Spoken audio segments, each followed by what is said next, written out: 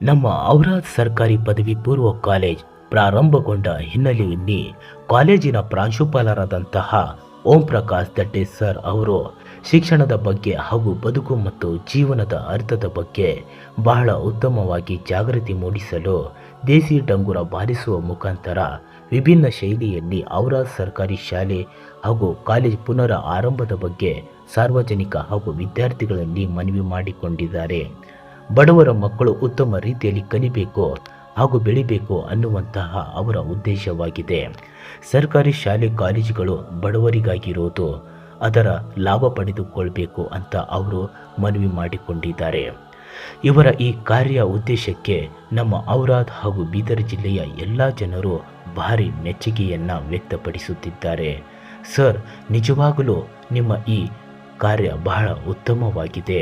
ನಿಮ್ಮ ಮಾರ್ಗದರ್ಶನದಲ್ಲಿ ನಮ್ಮ ಬಡವರ ಮಕ್ಕಳು ಭವಿಷ್ಯದಲ್ಲಿ ಉತ್ತಮ ರೀತಿಯಲ್ಲಿ ಸಾಧನೆ ಮಾಡುತ್ತಾರೆ ಅನ್ನುವಂತಹ ಭರವಸೆ ಇದೆ. ಏನಂತೀರ ಸ್ನೇಹಿತರೆ?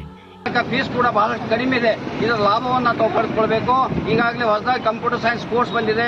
ಹಾಗಾಗಿ ಎಲ್ಲರೂ ಔರಾದ್ ತಾಲೂಕದ ಎಲ್ಲ ಜನರಲ್ಲಿ ವಿನಂತಿ ಮಾಡ್ಕೊತೇನೆ. ನಾನು ಟ್ರಾನ್ಸ್ಫರ್ ಆಗಿ ಒಪ್ಪರ್ಗಟ್ಟೆ ನಾವು ಏನ್ ಮಾಡ್ಬೇಕು ಅಂದ್ರೆ ಸರ್ಕಾರಿ ಪದವಿ ಪೂರ್ವ ಕಾಲೇಜು ಅಂದ್ರೆ ಇದು ಯಾರ ಕಾಲೇಜ್ ಅಲ್ಲ, ಇದು ನಿಮ್ಮ ಕಾಲೇಜು, ಸಮಾಜದ ಕಾಲೇಜು. ಹಾಗಾಗಿ ಎಲ್ಲರೂ ಏನ್ ಮಾಡ್ಬೇಕು, ಓದ್ಲಕ್ಕೆ ಅನುಕೂಲ ಆಗಿದೆ. ಹಾಗಾಗಿ ಎಲ್ಲರೂ ಏನ್ ಮಾಡ್ಬೇಕು, ಸರ್ಕಾರಿ ಪದವಿ ಪೂರ್ವ ಕಾಲೇಜು ಔರಾದ್ನಲ್ಲಿ